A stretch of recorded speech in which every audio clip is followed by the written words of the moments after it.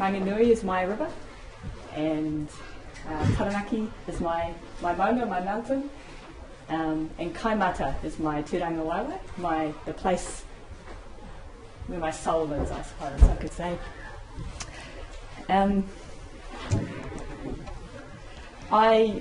an engineer by training, but I've been working in the fields of education for sustainability for a long time now, and I've been, teaching permaculture, trying all that stuff out, giving this a shot, experimenting, which has all been quite fabulous. But a few years ago, I was really looking for tools to develop my family's farm sustainably, and I'd done a lot of permaculture training. I was teaching permaculture courses, but I felt that actually there was a big gap inside the permaculture world about how to deal with land on a larger scale.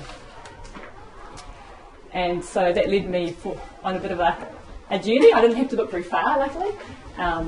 This wonderful chap called Haikai Tāne kind of rose up at the right time, and I started to do some training with him, and it's been really, really exciting, really incredible and life-changing. To give you a bit of background, my great-grandfather came from Liverpool in the 1880s, and he bought a block of forest from the Queen of England after it had been confiscated, and he proceeded to put a match to it and burn it. And that's what happened to most of the forest in New Zealand. Very little of it was actually logged. Most of it was burnt just to get rid of it. It was a foreign, wet, soggy entity that the culture of the Europeans that came here just couldn't deal with. Didn't know how to live in it, didn't know how to utilise it, so they burnt it.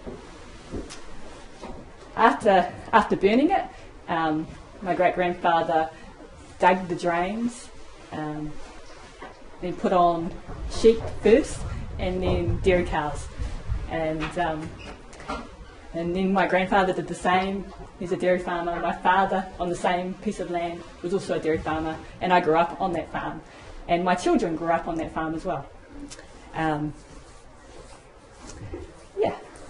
So I'll get into it. This is me, 1983-ish.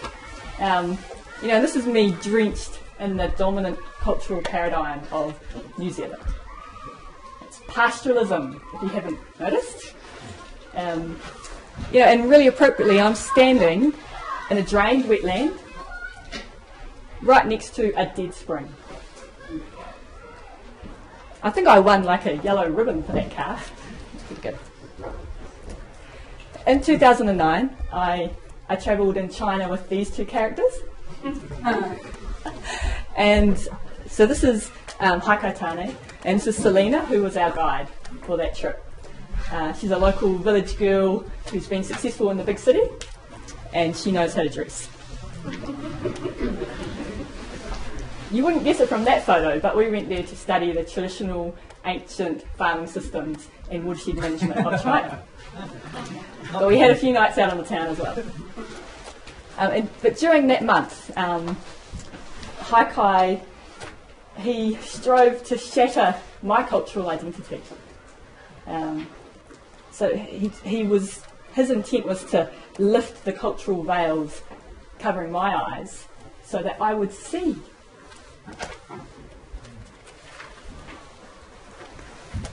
See what?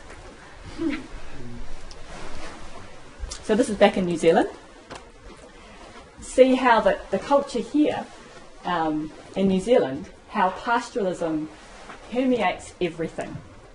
Our thinking, our stories, our education, and our relationship with the land and with the water.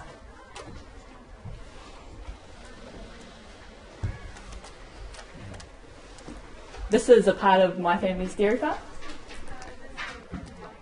Yeah, every culture has its stories that it tells itself over and over again, and we believe them.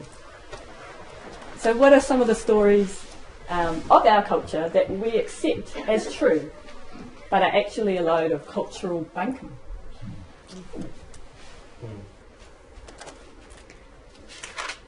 Here's a classic one. New Zealand farming is sophisticated and productive. This is very common around the north and eastern parts of Taranaki. That's what it looks like. That's on a good day too. On a good day. Yeah.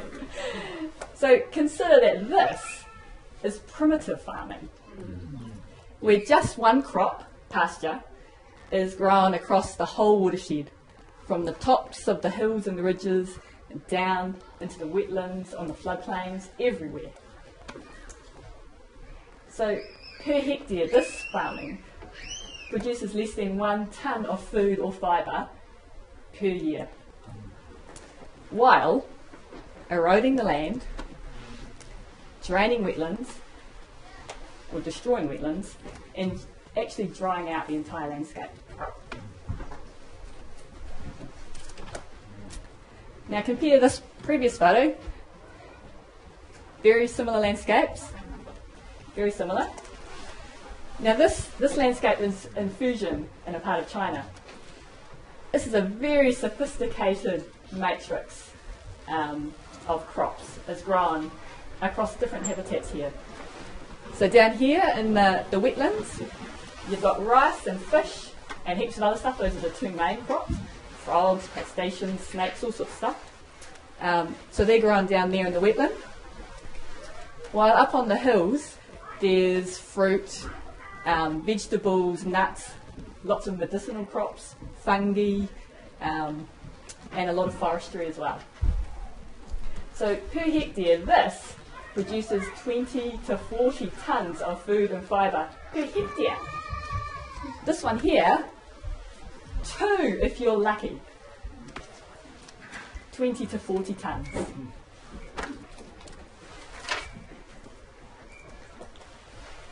Now this is in China as well, in Xi'an, but this is a much drier landscape. The rainfall is relatively low here. But here again, you can see that sophisticated matching of crops to different places, to different habitats in that landscape. And although you can't see it, water is playing a really important part, a critical part in this farming landscape as well. The forests up here on the ridge tops, on the hilltops, always forest, always. They harvest the mist and the rain, which seep down through the ground and feed all of that farming that's going on from below. It's not rain fed, it's fed from below.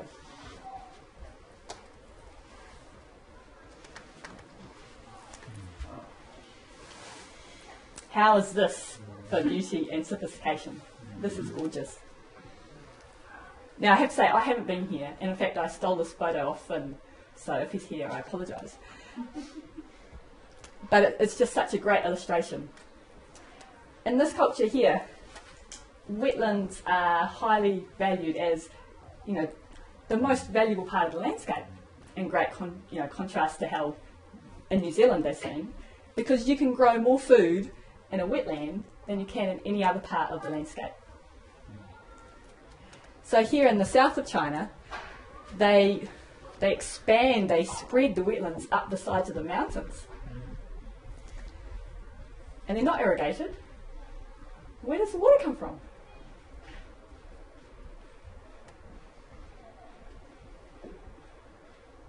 As I say, I haven't been to this particular example. You know, that's just the water in the ground. I suspect that there's a floodplain down the bottom, and there'll be, you know, from up in the mountains high up, the water pressure way up there might be, you know, tens or maybe even hundreds of kilometres away. That will be feeding the water up here. So it can be complex but simple.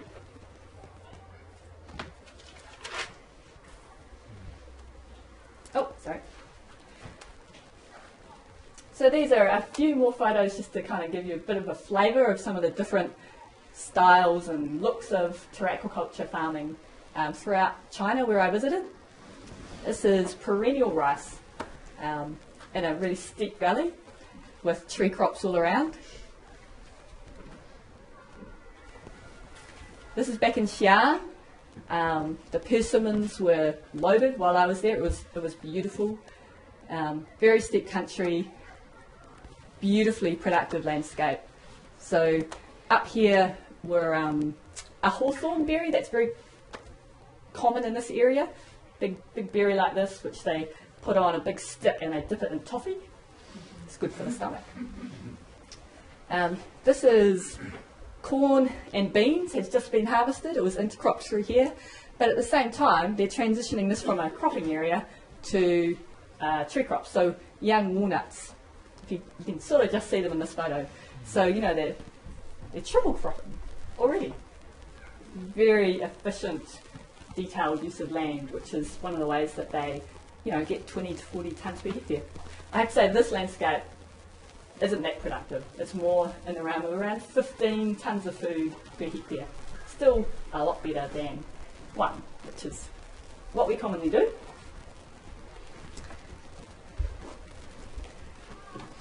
I forget which area this was in. We jumped off a train and had a walk around here. This is all rice, just been harvested. You can see the terrace shapes, but again, the tops of the hills and the ridge lines always forested. Critical pattern. But isn't that just subsistence peasant farming? Well, no, it's not. So this house here, this is the house that Grandpa built. This is Selena, our guide. It's her grandpa. He built this house for his family in the 1980s. And, you know, it was a mansion. It was huge. It was beautiful. But most of them moved to the city. And so they live in a 2, 3, 4-story concrete house just behind it now. And this old beauty just has the bees and the bats living in it now. It's quite empty. Now, here's another one of those cultural ideas that we have, that water flows downstream. Now, I bet you thought that one was a pretty safe bet. But actually, in a healthy landscape, this is not a picture of a healthy landscape, but in a healthy landscape, water continually enters a stream or river through the groundwater, and is also leaving the stream constantly, being pushed back out into the landscape and being cleansed through the ground, through the regolith of the surrounding landscape. So in fact, a healthy stream or river it's almost breathing the water in and out, an exchange between the landscape and the stream. So water really only flows downstream in a stream or river in a damaged, screwed up landscape, like the ones we have. Ones that look a bit like that.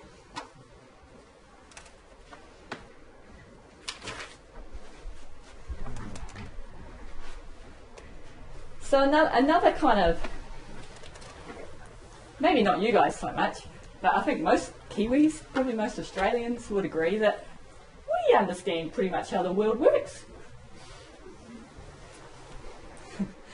So this is a Coronesian teaching painting, so it's from Australia. And it's a teaching painting for 6-year-olds about how water moves through the landscape. And also how to find a possum. And it's a representation of a floodplain, of a river and its floodplain. And it's so much more accurate and,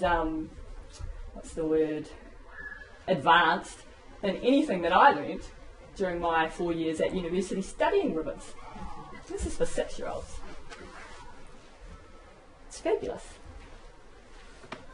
Can you talk us through it a little bit, Carla? Yeah.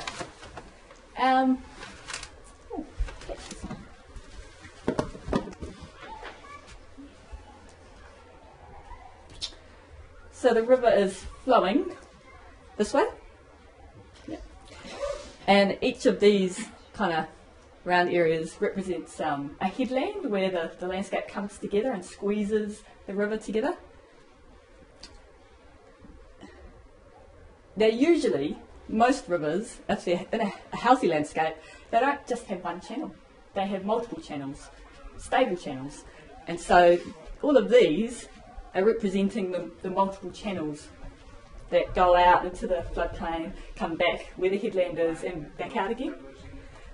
But you almost never see that in New Zealand. I've never seen it until a month ago, when I was down in the Waitaki Basin near Twizel with Haikai.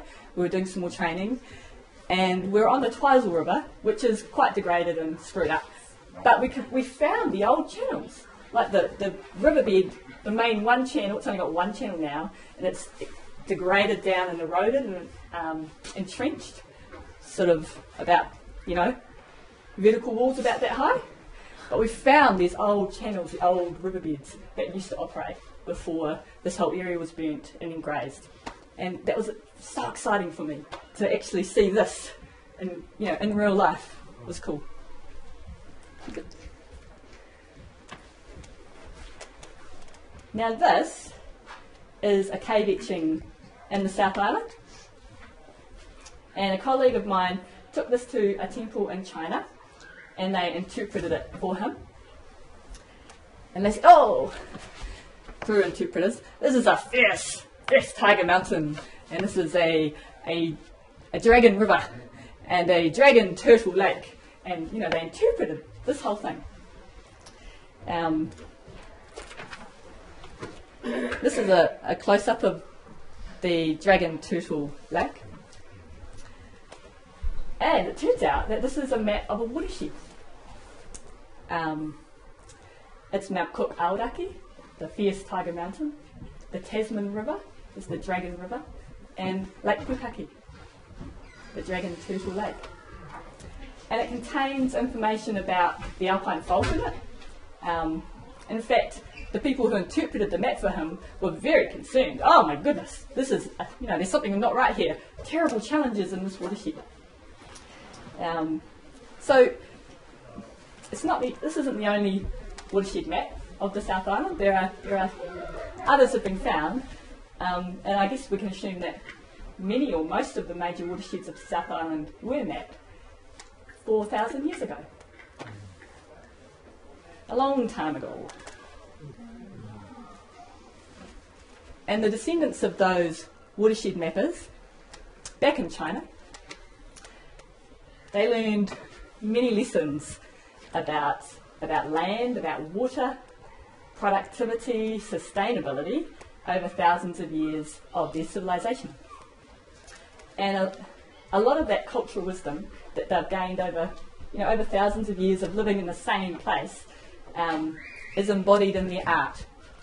And this particular painting warns of the perils of pastoral farming. It looks quite familiar to me. You can see this around.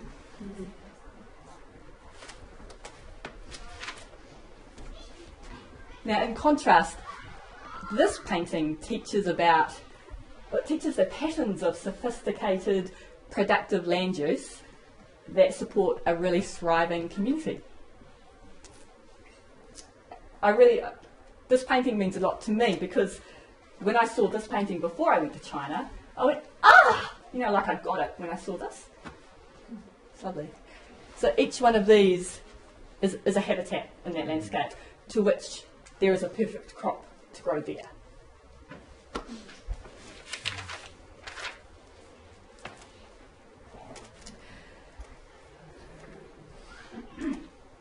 So this is a very old teaching stone. This is from China. It embodies quite sophisticated ecological energetics in there, and I don't fully understand it at all, but I do know that the phoenix in there is representing the sun. So the phoenix, as people move through the Pacific, it seems like that's the Polokai. So the Polokai feeds the cloud dragon. You could interpret that as the cloud tanipa. who interacts with the land to feed the water dragon, the river tanipa, who rise through the landscape, creating living systems that create abundance in life on Earth.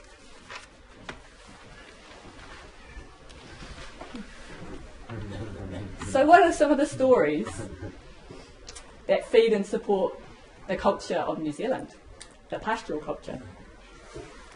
So the Lord is my shepherd. Jesus Christ is a really powerful pastoral icon. It's quite fascinating the more that you look into the Bible, how much pastoral iconography there is in there. There's a classic Cain and Abel story that is worth having a read with that in mind. Have you heard of St. George that slayed the dragon? Yeah? Yeah, he's kind of famous. There's a whole amazing history behind him. But basically, wherever the pastoral culture migrates, it literally destroys the water dragon in the landscape with the hard hooves of its horses and its sheep and its cows and its goats. Ironically, my grandfather's name was George, and he too slayed the water dragon. So this is a wee part of our farm, and in the first 100 years, since he first burnt the forest, actually it was his father, burnt the forest and dug the drains. This is a dug drain. The water level in this landscape has dropped by 12 metres. 12 metres! Can you imagine 12 metres? That's a massive loss of energy in that landscape. Countless springs have died. There's at least 4 dead springs, and just in the foreground of this photo. There's one there, there's one there, there's one there. There's several all through here. And I had no idea that they were dead springs. I lived there all my life. And I went for a walk with Haikai one day, and he went, "Oh, here's a dead spring. Oh, there's another one." And I was totally floored. It was, I just had no idea. How would you know? How does he know about this? Well, once he was Can I answer? You can see it. yeah. I've walked around with Karma looking at the dead springs, and it's something like a veil being lifted from your eyes. Once you've seen it, I find it really hard to walk on anything if I'm thinking about it without thinking about it. It becomes everywhere. really obvious in the landform. They're all over the place.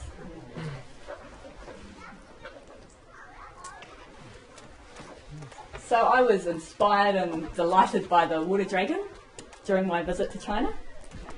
And so since I came back, I was banishing the hard hooves and undraining the wetlands and having a go at restoring the water dragon, at least a little bit, where I lived at Kaimata. And I'll talk about that more now. And that's some of the work we did.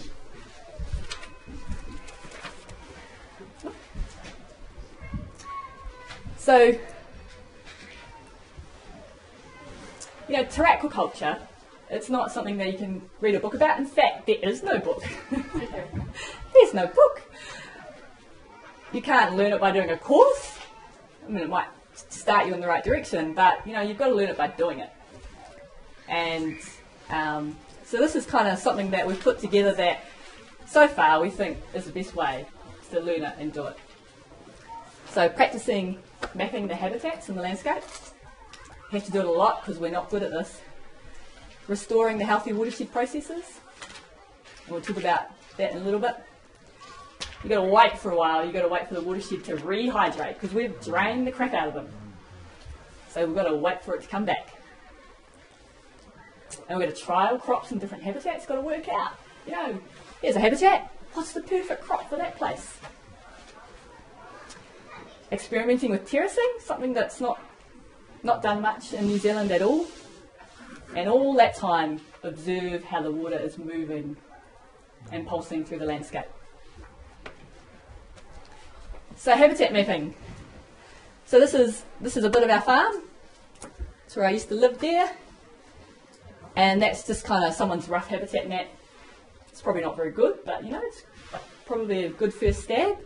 Each one of those polygons represents a specific type, a piece of the landscape, a habitat that is best suited to grow something.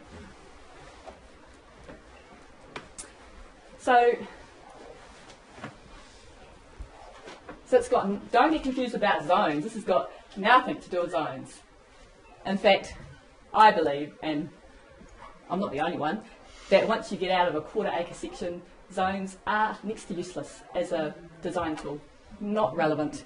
And I didn't see any use of zone theory throughout, you know, the best examples of permaculture I've seen anywhere, which is Terraquaculture in China.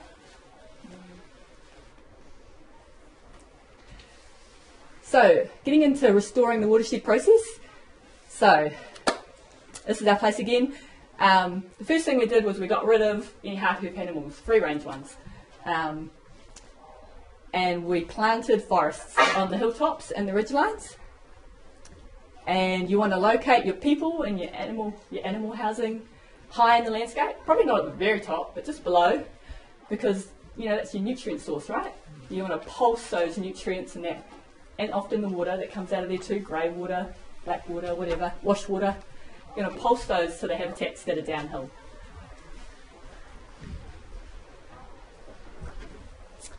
So another part of restoring the watershed processes is kind of fixing up all the draining and the messing around that's happened in the last 150 years or so in New Zealand. So there was a drained wetland on our place, so what we did was we whacked a leaky dam across it basically, just trying to block it up, undrain it. And that one, they're not usually gravel. This is a weird one, we were trying out something different, but they're usually, you know, logs, mud, living willow. Living willow make really good seepage weirs. And we did use some living willow in ours. Laid a live log or two across here, and they go and send up their, you know, their sprout bits. Very cheap way of doing it. Now, what you're doing with these is you're recreating the headlands, right? Remember in that, a lot of the headlands have gone, or they've been eroded, or the streams drop down below them. So we're trying to recreate that headland effect. We're trying to lift the streams back up, the rivers, and we can do that really fast. But we need to want flooding again. So there's a cultural challenge. So we're waiting for the landscape to rehydrate after we've taken some of those steps. You know, we want the groundwater to recharge and start overflowing again. The springs will come alive and they'll start pumping again.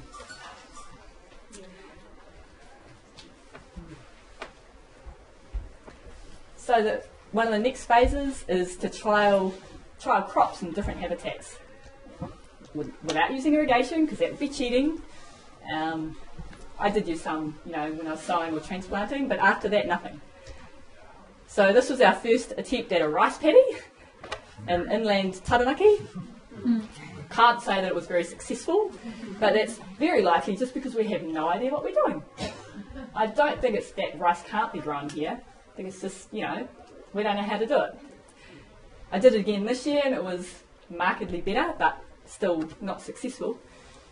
But as a learning exercise, it was absolutely fantastic. So that was the first year, the rice plants growing. It was just about the most fun I've ever had, playing mud pie in the rice paddy most days. It's cool. So further up, so this was rice too actually. So we tried some dryland rice, but you know, that was like the driest spring we'd had in 100 years, so it pretty much died. But rye trials of rye was magnificent, the oats were magnificent, so we tried a whole lot of stuff in different places. Amaranth, and so up in the parts we thought were drier, we did amaranth and, not amaranth, Amaranth. That's amaranth. Yeah, and sorghum.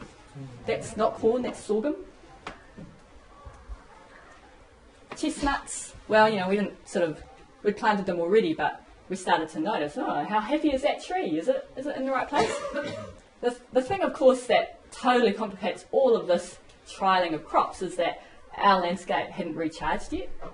So the chestnut's doing beautifully there now, but in 10 years' time, it's probably going to be too wet for that chestnut, and it will need to be up there maybe. Oh, we dabbled in mushrooms and all sorts of things. Those are my kids a few years ago. So all the while observing how the water moves through the landscape. I think I've said all this already, but so the big question for a lot of people is, what's the difference between terraquaculture and permaculture? Is there a difference? So for me, good permaculture is terraquaculture.